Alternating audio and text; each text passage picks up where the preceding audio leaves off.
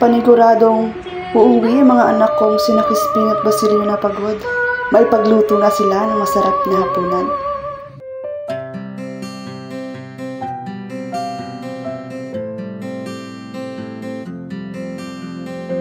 Tao po, Father Salve. Nandyan po ba si Crispin at si Basilio?